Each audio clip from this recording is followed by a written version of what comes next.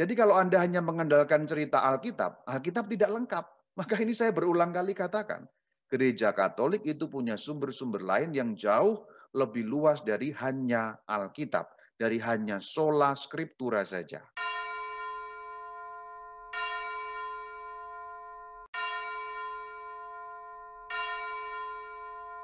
Saudara-saudari, Shalom Alaikum. Setelah Anda mendengarkan ini, Anda makin cinta gereja Katolik, makin merasa bahwa ini memang gereja yang benar. Nanti saya metodenya akan menyampaikan beberapa ayat yang terkait dengan Alkitab, tetapi kita tahu bahwa tidak hanya Alkitab. Maka saya akan membongkar harta karun gereja, yaitu tradisi suci, bagaimana ada banyak kisah dan cerita yang di luar Alkitab, yang sebenarnya pantas dan patut kita ketahui. Secara sekilas, umumnya orang sudah tahu. Hanya kadang orang itu tidak tahu persis bahwa ini tertulis, ada catatannya, ada yang menulis, dan lain sebagainya. Itu dikira hanya begitu saja, padahal tidak. Nah, kita akan langsung lihat, saudara-saudari, kita mulai dari bagian akhir yang pertama dulu itu. Tema yang bagian pertama, pemimpin di Yerusalem. Karena apa? Kita harus bahas dulu, karena kan sebenarnya awalnya Rasul Petrus di Yerusalem. Kemudian pindah Antioquia, kemudian pindah Roma. Nah, Yerusalem yang ditinggalkan itu, kemudian siapa yang memimpin? Kita awali dari ayat dalam Praksis Apostolon, atau Kisah Para Rasul, bab 12 ayat 17, yang menceritakan bahwa Rasul Petrus pergi ke tempat lain. Ini konteksnya adalah Rasul Petrus ditangkap kemudian dijebloskan ke dalam penjara. Nah, di dalam penjara itu dia dibelenggu dengan rantai. Pada suatu malam ternyata malaikat Tuhan membuat rantainya putus, penjaranya terbuka, sehingga Rasul Petrus dapat selamat keluar dari penjara. Nah, ini konteksnya itu. Kemudian ini lanjutannya. Kisah Rasul 12 ayat 17. Ia, Petrus, menceritakan bagaimana Tuhan menuntunnya keluar dari penjara. Katanya, kata Petrus, beritahukanlah hal ini kepada Yakobus dan saudara-saudara kita. Lalu ia keluar dan pergi ke tempat lain. Kita tahu bahwa ini cerita masih di Yerusalem. Kemudian dikatakan ia keluar dan pergi ke tempat lain. Setelah ayat 17 dari bab 12 ini, Petrus seperti hilang dari peredaran. Kemudian nanti dalam Kisah Rasul tidak lagi diceritakan, kecuali nanti dalam bab 15 masih muncul satu kali lagi, yaitu dalam rangka konsili Yerusalem untuk membicarakan soal sunat dan soal hukum Musa bagi Goyim. Goyim itu siapa? Orang-orang non-Yahudi yang kemudian menjadi Kristen, dibaptis. Kristen yang waktu itu namanya masih Jalan Tuhan. Baru kemudian di Antioquia, nanti namanya menjadi Kristianos, terjemahannya Kristen. Jadi begitu Kisah Rasul 12 ayat 17, itu hilang, tanda petik, Rasul Petrus hilang. Jadi kalau Anda hanya mengandalkan cerita Alkitab, Alkitab tidak lengkap. Maka ini saya berulang kali katakan, gereja Katolik itu punya sumber-sumber lain yang jauh lebih luas dari hanya Alkitab, dari hanya sola scriptura saja. Tempat lain yang dimaksud itu di mana? Kan dikatakan pergi ke tempat lain. Kisah Rasul tidak bicara apa-apa. Berarti kalau kita hanya mengandalkan Alkitab, ya sudah selesai, tidak ada cerita apa-apa. Masa begitu saja hilang? Dan atau dikatakan berarti Rasul Petrus kemudian sudah Romo, nggak mewartakan Injil. Ya tentu saja tidak. Terus saja masih. Tentu saja Rasul Petrus masih terus mewartakan Injil. Kok tiba-tiba hilang? Lah itu kan hilang dalam cerita ayat Alkitab. Ke tempat lainnya kemana? Kita akan bahas. Tetapi sebelum membahas tempat lain, saya mau membahas sesuatu yang lebih penting dulu pada bagian awal, yang masih terkait dengan ayat yang sama. Lihat bahwa Petrus berkata, beritahukan hal ini kepada Yakobus. Ada dua pertanyaan. Pertanyaan yang pertama, ini Yakobus yang mana? Karena kalau kita membaca Alkitab, ada beberapa Yakobus dalam perjanjian baru, atau terutama dalam Injil-Injil. Nomor dua, kenapa harus memberitahukan hal ini kepada Yakobus? Pentingnya apa Yakobus itu? Jadi sebenarnya ayat yang kita kutip pada bagian awal itu juga menerbitkan pertanyaan-pertanyaan. Kan Petrus ketuanya para rasul, ngapain ngasih tahu Yakobus? Kan dia ketuanya. Nah, ini kan pertanyaan-pertanyaan yang mungkin juga muncul dari pembacaan ayat ini. Asik sekali ya. Alkitab itu begitu kita tahu cara membacanya, Begitu kita tahu cara mengupasnya, luar biasa asiknya, saudara-saudari. Saya akan mengajak saudara untuk bertualang, untuk berselancar memasuki dunia Alkitab yang sangat luar biasa asik ini. Pertama kita akan lihat ini Yakobus yang mana. Ini kan terjadi di Kisah Rasul 12 ayat 17 ya. Kisah Rasul 12 ayat 17. Sementara itu di dalam Kisah Rasul 12 ayat 1 dan 2 juga diceritakan yaitu Yakobus saudara Yohanes. Apakah ini orangnya? Kita lihat ya. Kisah Rasul 12 ayat 1 dan 2. Kira-kira pada waktu itu Raja Herodes mulai bertindak dengan keras terhadap beberapa orang dari jemaat. Ia menyuruh membunuh Yakobus saudara Yohanes dengan pedang. Berarti di ayat 1 Yakobus sudah mati dibunuh dengan pedang oleh Raja Herodes atau oleh suruhan Raja Herodes. Sedangkan yang diceritakan tadi adalah ayat 17. Kalau di ayat 1 sudah mati, masa di 17 hidup lagi? Berarti kesimpulannya, yang dinyatakan dalam Kisah Rasul 12 ayat 17 pasti bukan Yakobus, saudaranya Yohanes. Lalu Yakobus yang mana? Kandidatnya mana lagi? Kalau kita kembali ke dalam Injil Matius 13 ayat 55, ada Yakobus yang lain. Kita baca. Bukankah ia ini anak tukang kayu yang dimaksud Yesus? Bukankah ibunya bernama Maria dan saudara-saudaranya Yakobus, Yusuf, Simon, dan Yudas? Ada kandidat yang lain. Berarti yang disebut Yakobus saudara Yesus. Juga ada ayat paralel dalam Markus 6 ayat 3. Bukankah ia ini tukang kayu anak Maria? Saudara Yakobus, Yoses, Yudas, dan Simon. Berarti ada Yakobus yang disebut Yakobus saudara Yesus. Kita akan tahu bahwa yang dimaksud Yakobus yang disebut Petrus tadi itu adalah Yakobus saudara Yesus. Jadi keterangannya jelas, Yakobus saudara Yesus. Maka kita tahu, Yakobus saudara Yesus itulah yang kemudian memimpin gereja di Yerusalem. Kan dikatakan Petrus pergi ke tempat lain, lalu yang di Yerusalem siapa? Kan pada waktu itu ceritanya adalah ketika Petrus pergi ke tempat lain, Yerusalem belum dihancurkan sebenarnya. Karena Yerusalem baru dihancurkan tahun 70 Masehi. Sementara yang diceritakan di dalam Kisah Rasul 12 ayat 17 tadi, Petrus pergi ke tempat lain itu kira-kira tahun 43, kurang lebih. Kalau menurut penanggalan dari hitungan para ahli. Berarti kira-kira 10 tahun setelah baginda Yesus naik ke surga. Berarti kira-kira Rasul Petrus itu beredar di seputar Yerusalem, tapi juga sesekali dia ke tempat-tempat lain tapi masih sekitar itu ya, Samaria, Kaisarea yang sudah dibahas di bagian pertama kemarin ya. Tapi pokoknya intinya adalah Rasul Petrus base camp-nya di Yerusalem. Itu kira-kira 10 tahun. Kemudian macam-macam cerita sampai di penjara tadi, pergi ke tempat lain itu tahun 43 kurang lebih. Baginda Yesus naik ke surga tahun 33 kurang lebih. Berarti 10-an tahun Rasul Petrus ada di Yerusalem kemudian pergi. Nah setelah pergi kan berarti masih ada tahun 43 sampai tahun 70 itu kan lama. Siapa yang mimpin jemaat Yerusalem atau gereja Yerusalem?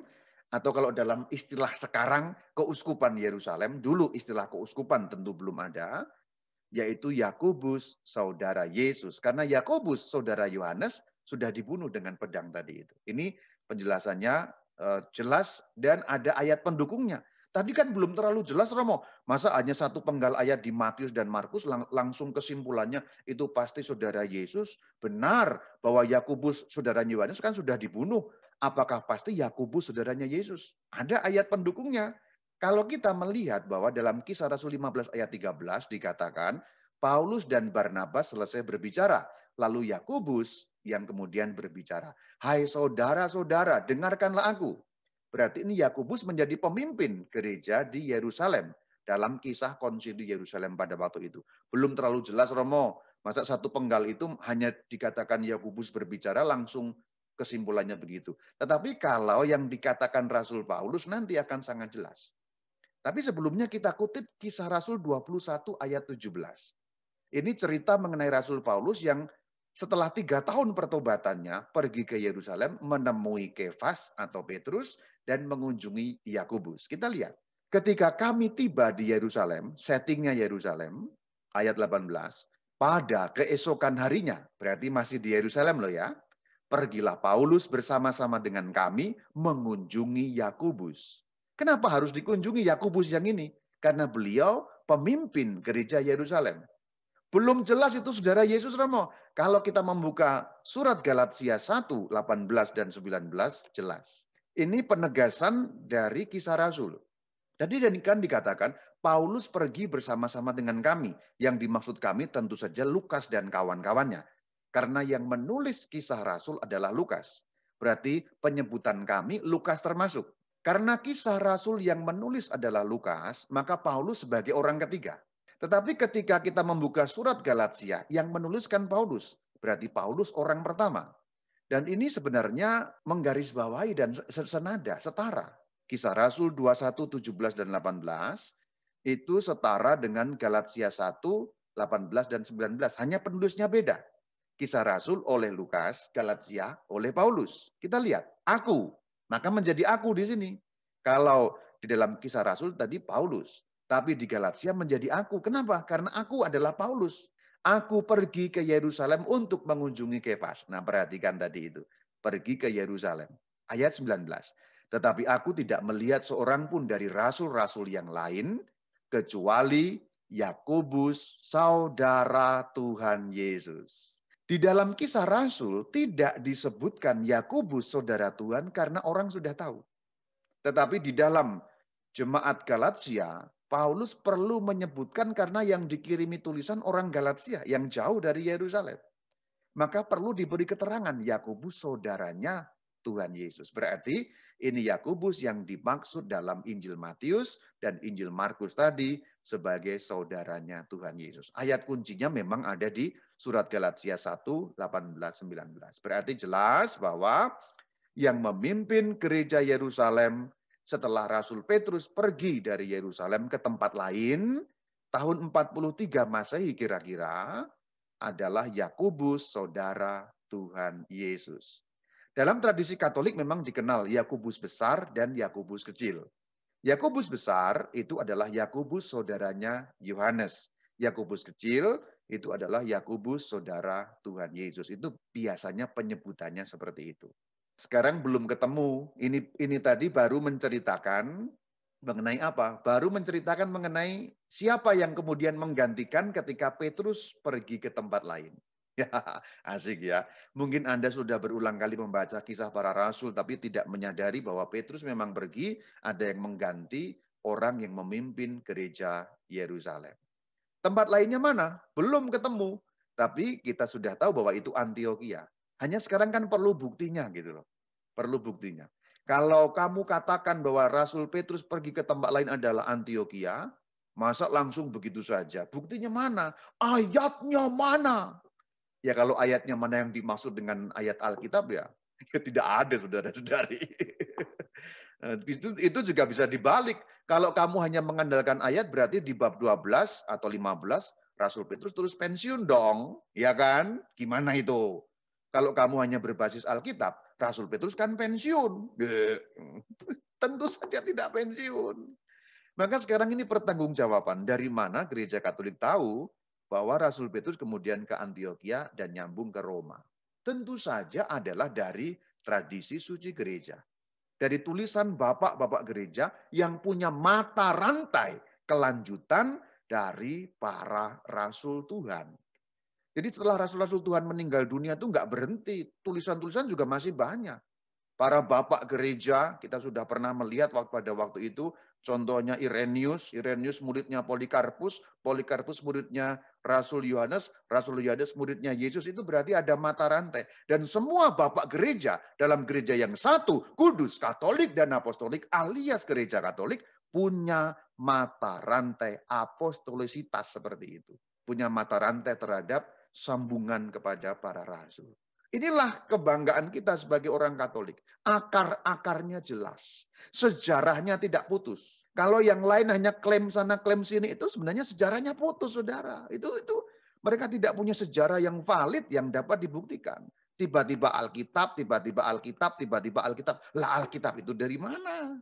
Hanya Alkitab, hanya Alkitab. Ya hanya Alkitab itu sumbernya dari mana? Datangnya dari mana? Bahkan Alkitab itu juga ada ceritanya dalam tradisi suci.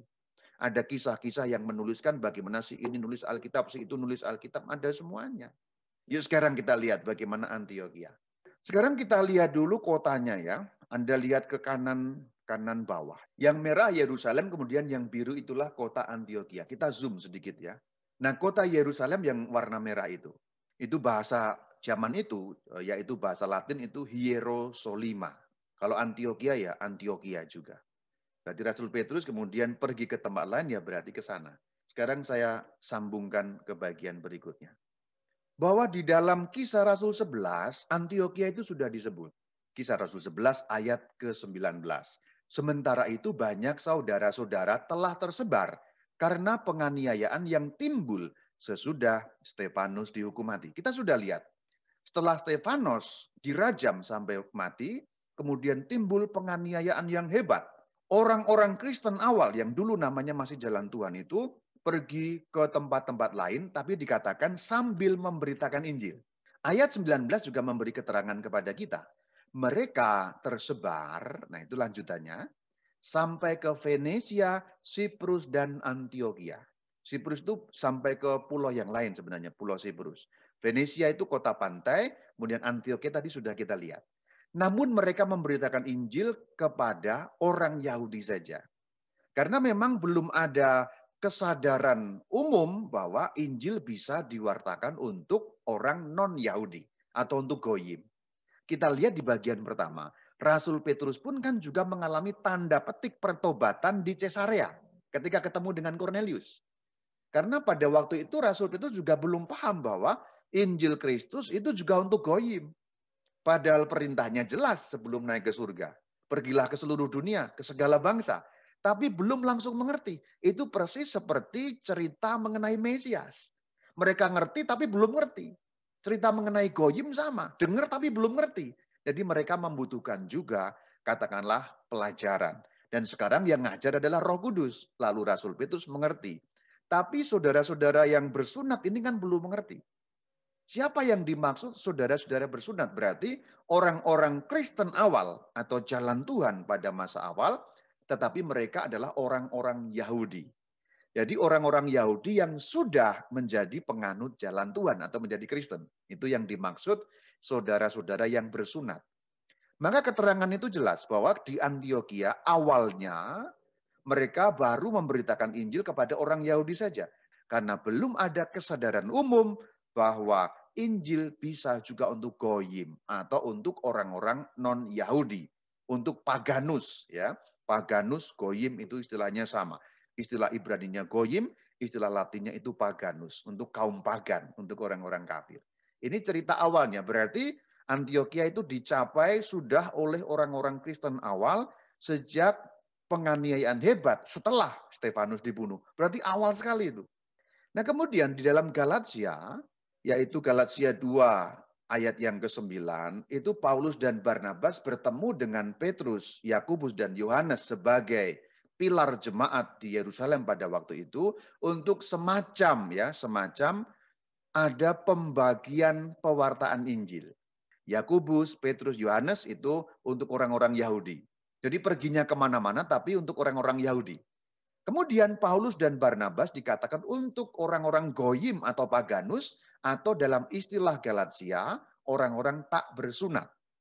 Jadi tak bersunat itu adalah goyim atau paganus. Berarti orang-orang kafir non-Yahudi. Orang-orang bersunat itu berarti Yahudi. Itu yang dimaksud kalau ada sebutan orang-orang bersunat, orang-orang tak bersunat itu maksudnya. Galatia 2 ayat 9. Yakobus, Kefas, dan Yohanes yang dipandang sebagai soko guru jemaat, soko guru itu pilar, berjabat tangan dengan aku, Paulus, dan dengan Barnabas. Berarti ada semacam deal di situ. Ada semacam persetujuan bersama ketika Yakobus, Kefas, dan Yohanes itu berjabat tangan dengan Paulus dan Barnabas sebagai tanda persekutuan. Jadi keterangan jelas mengatakan tanda persekutuan. Artinya meskipun nanti sasarannya berbeda, marketnya berbeda, tetapi ini bukan kelompok yang berbeda. Ini kelompok yang sama, yaitu jalan Tuhan alias Kristianos. Itu yang dimaksudkan. Maka kalau ada tuduhan, kadang-kadang kan agama lain itu menuduh. Kristen itu didirikan oleh Paulus. Ya tidak. Ini berjabat tangan tanda persekutuan bahwa tanda petik, saya pakai tanda petik, partainya Petrus dan partainya Paulus itu bukan dua partai yang berbeda. Tidak ada kudeta di situ. Tapi itu partai yang sama. Tanda petik saya pakai istilah partai yang sekarang lagi hot itu ya. Ini kelompok yang sama, tanda persekutuan. Hanya memang nanti arahnya berbeda. Paulus Barnabas ke orang-orang tak bersunat, goyim alias paganus. Kemudian Petrus, Yakubus, dan Yohanes itu orang-orang bersunat, yaitu orang-orang Israel atau orang-orang Yahudi. Sekali lagi Yakubus yang di situ itu Yakubus saudara Tuhan ya. Berarti pada saat itu Kefas atau Petrus di Yerusalem. Nah kemudian kalau kita membuka Galatia 2 ayat 11, Rasul Paulus memberi suatu keterangan singkat yang menegaskan bahwa Kefas alias Petrus datang ke Antioquia. Kalau kita hanya membaca kisah Rasul, memang bisu, bungkam. Artinya apa? Lukas sebagai penulis kisah Rasul tidak memberi clue apapun kemana perginya Kefas setelah dikatakan ke tempat lain tadi. Nah jawaban yang dapat kita temukan dari pertanyaan kita ke tempat lainnya itu kemana? Ada di surat Galatia 2 ayat 11. Tetapi waktu Kefas, berarti Petrus, Paulus senang menyebut Petrus dengan nama Kefas, yaitu nama Ibraninya atau nama Aramnya. Kefas atau Petrus datang ke Antioquia, aku yaitu Paulus berterang-terang menentangnya dan seterusnya. Jadi ada suatu clue, ada suatu sambungan yang jelas. Kalau kita baca kisah Rasul harus nyambung Galatia. Petrus pergi ke tempat lain, begitu dinyatakan di kisah Rasul. Tempat lainnya mana? Antioquia, begitu dinyatakan di Galatia. Nah ini keterangan yang diberikan oleh Rasul Paulus. Rasul Paulus itu sangat kenal dengan Petrus. 15 hari menumpang di rumah Petrus. Ngobrol privat dengan Petrus. Kita sudah bahas di bagian pertama. Jadi erat sekali. Tetapi ada suatu insiden, ini para ahli Alkitab sering menyebutnya insiden Antioquia. Yaitu Petrus berdebat dengan Paulus. Karena dikatakan, aku yaitu Paulus menentang dia, menentang Kefas karena ia salah. Di dalam anggapan Paulus ada kesalahan yang dilakukan oleh Kefas atau dilakukan Petrus. Kita akan bahas kesalahannya itu apa. Kita lihat dalam ayat 12. Karena sebelum beberapa orang dari kalangan Yakobus datang, ia, maksudnya Petrus, makan sehidangan dengan saudara-saudara yang tidak bersunat. Dengan goyim, dengan paganus. Tapi maksudnya yang sudah menjadi Kristen ya. Orang-orang bangsa lain yang sudah menjadi Kristen, otomatis kan mereka nggak bersunat. Tetapi setelah mereka datang, mereka yang dimaksud siapa? Golongan Yakobus, berarti jemaat Yerusalem. Jemaat Yerusalem berarti bersunat karena semua orang Yahudi. Ia mengundurkan diri, ianya Petrus, dan menjauhi mereka karena takut akan saudara-saudara yang bersunat. Berarti di sini Petrus seakan-akan memakai standar ganda. Ketika nggak ada orang-orang bersunat, dia makan enak saja dengan orang-orang yang tak bersunat, dengan kaum goyim yang sudah menjadi Kristianos itu. Tapi ketika golongan dari Yerusalem datang, dia tanda petik, kalau istilah zaman sekarang itu jaim-jaim. Nggak mau. Nggak mau makan lagi dengan kelompok-kelompok goyim atau paganus itu. Jadi ini kan seperti memecah belah jadinya. Itu yang dikatakan oleh Paulus sebab ia salah. Lalu terjadi perdebatan luar biasa. Nah dari info-info tadi itu kita lalu menjadi tahu bahwa sebenarnya jemaat Yerusalem atau gereja Yerusalem, atau kalau dalam istilah kita sekarang keuskupan Yerusalem, itu adalah kelompok orang Kristen bersunat, karena di situ orang Yahudi semua. Nah sementara itu di Antioquia, itu kelompok orang Kristen campur, yaitu bersunat dan tak bersunat. Ingat bahwa di bagian awal tadi, di Antioquia pada awalnya hanya orang Yahudi saja. Tapi kemudian kaum goyim atau paganus ini yang tak bersunat juga menjadi Kristen. Berarti campuran. Nah ini menimbulkan persoalan yang nanti ujungnya adalah di konsili Yerusalem itu. Kalau kita pahami seperti ini makin menarik cerita Alkitab itu. Dan kita lalu makin mengerti dasar-dasar awal berdirinya gereja Katolik itu. Jadi awalnya itu bagaimana lalu menjadi jelas. Pemisahannya dengan orang Yahudi menjadi bagaimana lalu menjadi jelas. Kenapa akhirnya tidak bersunat lalu menjadi jelas. Kenapa akhirnya tidak mengikuti hukum Musa lalu menjadi jelas. Kita lihat ini perdebatan antara Rasul Petrus dan Paulus. Kuncinya dikedepankan. Ini pelukisnya bagus sekali. Jadi kuncinya taruh depan. Lu jangan macam-macam Paulus, gua yang pegang kunci. Kira-kira begitu. Lalu Paulus juga nunjuk, kamu juga salah gitu. Ini perdebatan besar dua rasul ini. Sebenarnya mereka itu tidak ada perbedaan apa-apa. Dalam hal cara memandang itu tidak ada perbedaan bagaimana. Karena nanti kemudian disepakati di Konsili Yerusalem. Hanya dalam prakteknya Rasul Paulus melihat praktek yang dilakukan Rasul Petrus bisa berpotensi memecah belah, maka ditegur terang-terangan. Nah ini kita lihat bahwa rasul-rasul awal itu juga berantem, tetapi berantemnya mereka berantem demi Injil Tuhan, bukan demi egonya sendiri. Sedikit menyimpang, meskipun dianggap salah, tetapi Petrus sebagai pemimpin para rasul tetap sangat autoritatif. Autoritatif itu apa? Pendapatnya sangat didengarkan di gereja awal. Meskipun dipandang salah oleh Rasul Paulus. Kita lihat bahwa di dalam Galatia 2 ayat 13, ini catatan samping yang perlu memperkaya pemikiran kita. Saya mau memberikan penekanan bahwa Rasul Petrus ini tetap dianggap sebagai tokoh berpengaruh. Sampai-sampai pandangannya yang dianggap tanda petik salah itu tetap diikuti oleh orang-orang lain karena tokoh. Berpengaruhnya itu benar-benar berpengaruh karena memang orang-orang memandang beliau dengan sangat ya hormat gitu. Kita lihat Galatia 2 ayat 13, sebuah catatan samping.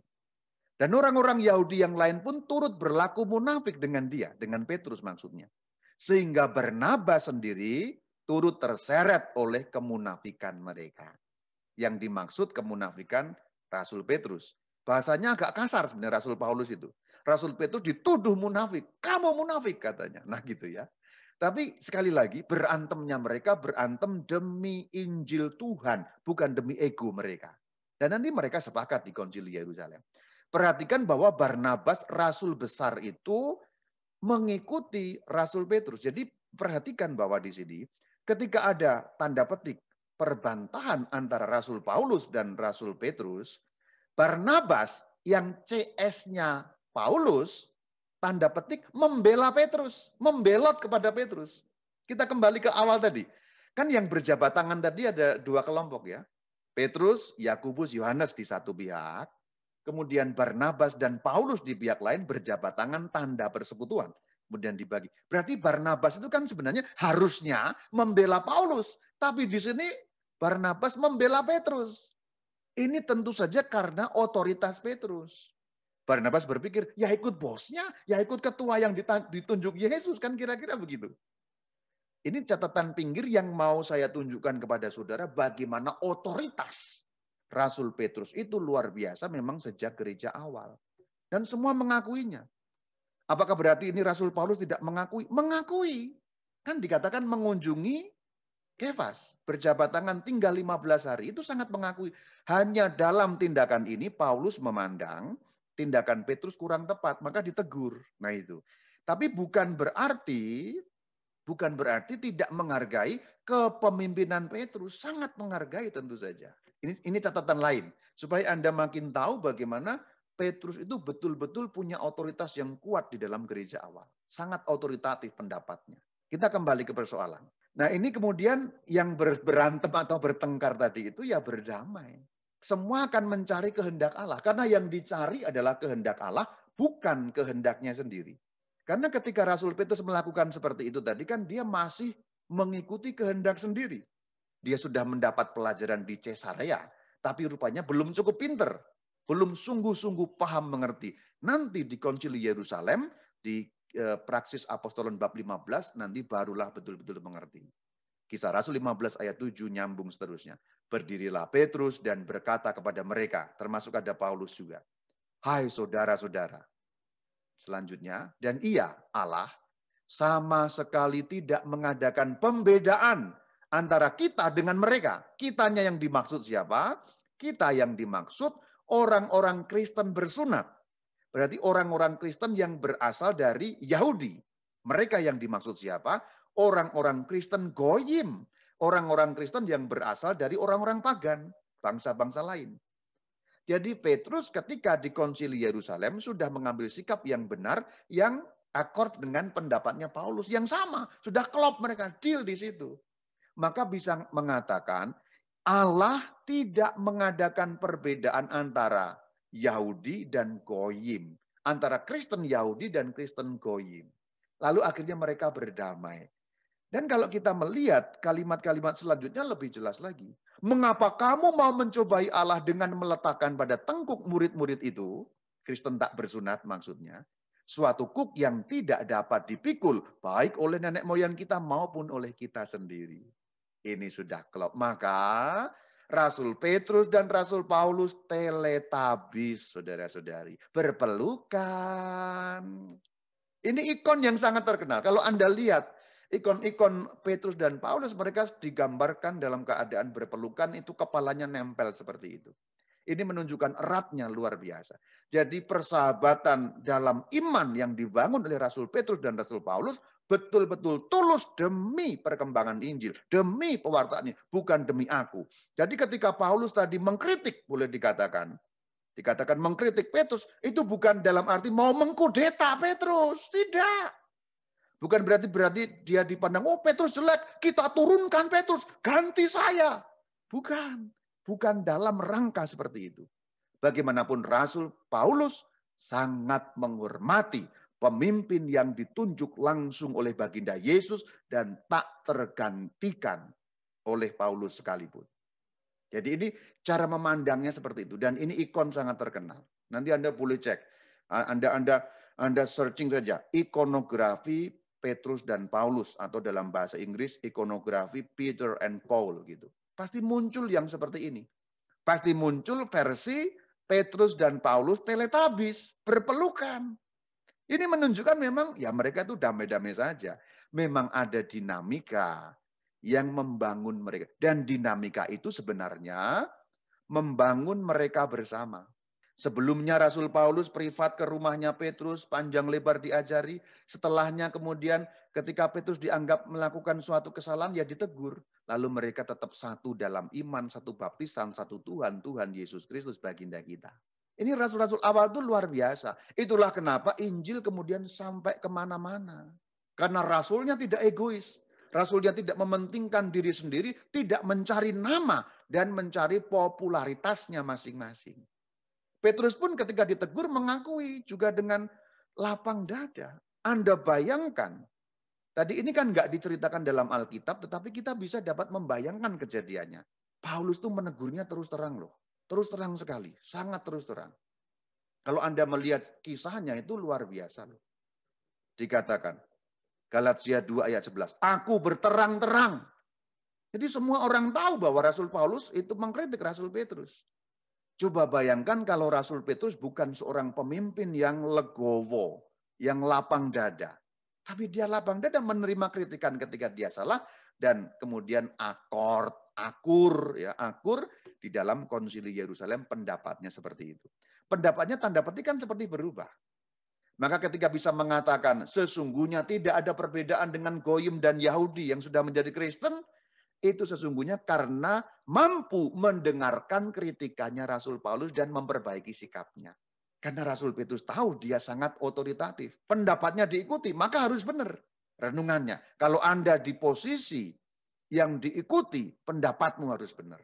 Kalau Anda di posisi otoritatif, contohnya saya harus benar. Karena saya diikuti orang banyak. Jadi ini renungan simpel yang untuk kita sebagai pemimpin. Anda siapapun yang pemimpin, kalau Anda dalam posisi otoritatif, betulkan sikap, betulkan pendapat, betulkan ajaran, karena Anda diikuti banyak orang. Salah satu Anda salah semuanya, karena Anda diikuti orang banyak. Lanjut sekarang, setelah teletabis ini. Kita masih muter-muter, belum ngomong Antioquia, Romo, belum terlalu terbukti, Romo. Ya, sudah ada percik-percik sedikit ya, Tia. Mana buktinya? Tenang, ini keasikannya kita nikmati dulu. Saya minum dulu, lapar, haus. Mana buktinya bahwa tempat lain itu juga termasuk Antioquia? Ini buktinya. Dalam kitab Historia Ecclesiastica atau sejarah gerejawi, dalam kitab yang ketiga, bab yang pertama ayat yang kedua, itu sebuah kitab yang ditulis Bapak gereja bernama Eusebius, itu diceritakan seperti ini.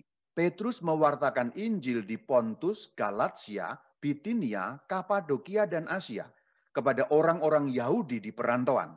Akhirnya ia pergi ke Roma, disalibkan dengan kepala di bawah.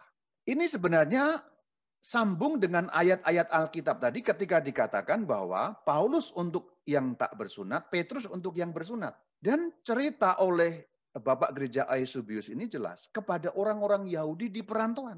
Berarti Petrus memang kepada orang Yahudi. Perhatikan tempat-tempat yang warna kuning cetak miring. Pontus, Galatia, dan Bitinia, Kapadokia, dan Asia.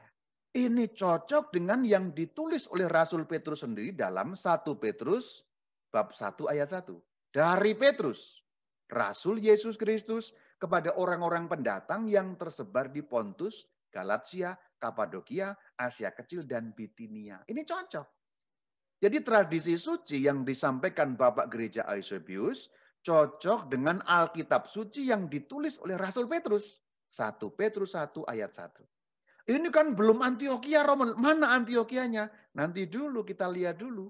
Kita lihat dulu bahwa yang disebutkan oleh Bapak Gereja Eusebius dan Rasul Petrus tadi, kota-kotanya ada di sini. Yang saya beri warna biru itu ya. Itu ada Galatia, ada Kapadokia, Pontus agak naik sedikit. Ya, itu tempat-tempat yang disebut tadi ini disebut Asia Kecil wilayah sini, yang mendekati pantai ini. Kurang lebih yang saya beri tanda biru itulah yang disebut di dalam Bapak Gereja Eusebius dan dalam surat Petrus. Tapi kan kota Antiokhia juga masuk di situ. Namun belum ada bukti bahwa ke Antiokhia. Nah, sekarang kita lihat. Memang bukti yang pertama memang baru di sekitar Antiokhia. Namun ada bukti logis seperti ini. Bukti logisnya adalah pada saat waktu itu bermarkas di Yerusalem, Rasul Petrus kan pergi ke kota-kota lain. Lida, Yope, Kaisarea, Samaria, dan beberapa kota itu ya. Tapi kemudian kan kembali base camp-nya Yerusalem. Berarti ada kota base camp. Itu pada saat di selatan, di Yerusalem. Nah, berarti pada saat sudah masuk di wilayah utara, Kapadokia, Pontus, dan seterusnya itu kan bukan pusat. Pusat di wilayah utara di mana? Antiokhia. Maka sangat logis bahwa Rasul Petrus itu berpusat di Antiokhia, kemudian kota-kota yang disebut tadi, wilayah-wilayah sekitarnya tadi, beliau dikatakan ke sana kembali ke Antiokhia, ke sana kembali ke Antiokhia, persis seperti ketika di Yerusalem, ke Kaisarea, ke Lida, ke Yope, kembali ke Yerusalem. Tapi itu kan baru pikiran, itu kan berarti spekulasi, Romo. Betul, memang ini spekulasi dalam arti pikiran logis. Membandingkan dengan kejadian di selatan. Tetapi ini bukan murni spekulasi karena ada Bapak Gereja yang kemudian sangat jelas mengatakan. Tadi kan belum jelas Antiokhia, Romo, baru dugaan-dugaan. Sebagai investigasi, betul itu memang baru dugaan-dugaan. Namun kita lihat, Bapak Gereja Hieronymus, ini yang menerjemahkan Alkitab ke dalam bahasa Latin yang namanya Vulgata. Ini Bapak Gereja yang sangat dihormati dalam Gereja Katolik karena menerjemahkan Alkitab Latin. Beliau menulis sebuah kitab yang menjadi bagian dari tradisi suci Gereja Katolik, De Viris Illustribus. Atau terjemahnya para pria ternama. Wah, para cowok kondang, kalau mau dalam bahasa yang lebih lugas ya. De viris illustribus, para pria ternama. Dalam bab 1, Bapak Gereja Hieronymus menuliskan demikian. Simon Petrus, ini jelas. Jadi siapa lagi kalau bukan Petrus yang kita maksud? Simon Petrus, nama aslinya Simeon, gelarnya Kefas alias Petrus. Anak Yohanes, Baryunus. Bapak Gereja Hieronymus menyebutkan atribut-atributnya supaya orang tidak salah. Ini yang dimaksud Petrus pemimpin itu. Lanjut ya. Simon Petrus anak Yohanes yang berasal dari kampung Betsaida di provinsi Galilea. Lebih jelas lagi. Identitasnya. Saudara Andreas Rasul. Nah, kalau saudaranya Andreas Rasul siapa lagi? Dan ia sendiri pemimpin para rasul. Jadi identitas yang disebutkan jelas sekali. Simon Petrus anak Yohanes yang berasal dari kampung Betsaida di provinsi Galilea, saudara Andreas Rasul, dan ia sendiri pemimpin para rasul. Berarti Petrus itu yang dimaksud. Lanjutannya, Bapak Gereja Hieronymus sangat jelas menulis demikian. Setelah menjadi uskup gereja Antiokhia dan mewartakan Injil di perantauan, yaitu yang dimaksud perantauan tadi mana? Orang-orang beriman yang bersunat di Pontus, Galatia, Kapadokia, Asia, dan Bitinia. Perhatikan, Pontus, Galatia, Kapadokia, Asia, dan Bitinia. Cocok kan dengan keterangan yang tadi ini? Cocok dengan Bapak Gereja Eusebius, cocok juga dengan suratnya Rasul Petrus sendiri. Itu yang dilingkari biru. Dan Dalam keterangan Bapak Gereja Hieronymus sangat jelas Rasul Petrus, pemimpin para rasul itu menjadi uskup gereja Antioquia. Keterangan bagian terakhir dalam ayat ini, ia berpindah ke Roma pada tahun kedua pemerintahan Claudius. Bahkan sampai disebutkan tahun berapa dia pindah. Orang zaman dulu kalau menyebut tahun kan seperti itu. Pada pemerintahan si ini. Ini malah jelas tahun kedua pemerintahan Claudius. Jadi perhatikan bahwa Simon Petrus tadi itu awalnya di Yerusalem, kemudian menjadi uskup gereja Antioquia, kemudian pindah ke Roma menjadi uskup gereja Roma. Dan itu diulangi oleh Bapak Gereja Hieronymus. Itu bukan sekali ayat saja. Tadi kan dalam bab 1. Nah kemudian di dalam bab 16, ini tidak sedang ngomong Petrus. Ini ngomong soal lain. Tetapi kemudian Rasul Petrus diikutkan disebut untuk memberi penegasan. Ini dalam kitab yang sama, para pria ternama bab 16. Ignatius, uskup gereja Antioquia yang ketiga setelah Rasul Petrus, yang dijatuhi hukuman di mangsa binatang buas, diangkut ke Roma dengan terbelenggu. Sebenarnya di sini Bapak Gereja Hieronymus itu sedang menceritakan Ignatius. Tetapi mengutip atau menyebut, itu menyebut atributnya. Ignatius, uskup gereja Antioquia yang ketiga setelah Rasul Petrus. Artinya apa? Ya berarti sebelumnya Rasul Petrus menjadi uskup di Antioquia sebelum pindah ke Roma. Jadi jelas sekali saudara-saudari. Dalam keterangan Eusebius dalam kitab yang ketiga, bab 22, Historia Ecclesiastica dikatakan begini, pada waktu itu Ignatius dikenal sebagai uskup Antioquia yang kedua, Evodius yang pertama. Berarti kemudian malah suksesinya kita tahu. Berarti Rasul Petrus digantikan Evodius, kemudian digantikan Ignatius. Jadi runutannya jelas. Maka setelah Rasul Petrus pindah ke kota Roma, kepemimpinan Antioquia diserahkan kepada yang bernama Evodius. Evodius digantikan Ignatius. Ini Ignatius yang terkenal yaitu Ignatius dari Antioquia. Itu saudara-saudari. Jadi ini semua dokumen-dokumen gerejawi ini yang merupakan bagian dari tradisi gereja suci Katolik sangat akord satu dengan yang lain. Penulisnya berbeda-beda. Nah itu bukti-bukti bahwa sesungguhnya memang Rasul Petrus berada di Antioquia. Dan nanti kemudian saudara-saudari kita lihat di dalam Historia Ecclesiastica, kitab yang ketiga, bab 22, untuk nyambung kemudian selanjutnya kita akan lihat sebagai pengantar ke bagian nanti ketiga, episode yang ketiga. Eusebius mengatakan dalam sejarah gerejawi, buku yang ketiga, bab 1 ayat 2, Petrus pergi ke Roma, disalibkan dengan kepala di bawah. Episode yang kedua berhenti, nyambung nanti episode yang ketiga, kiprah Petrus di Roma. Kita sudah mulai satu ayat ini yang diungkapkan Bapak Gereja Eusebius. Apakah hanya ini? Tidak. Ada banyak bukti-bukti lain, tulisan-tulisan Bapak Gereja yang merupakan bagian tradisi suci bahwa Rasul Petrus kemudian pindah ke Roma. Untuk sementara, episode yang kedua kita hentikan di sini dengan melihat sekali lagi bagaimana perjalanan Rasul Petrus. Pertama, warna merah kanan bawah, nomor 1 Yerusalem, pindah Antioquia nomor 2 warna biru, dan pindah Roma bagian tengah warna kuning. Itulah perjalanan Rasul Petrus. Dan bagian episode yang ketiga nanti kita akan lihat bagaimana kiprah beliau di kota Roma. Shalom Alaikum.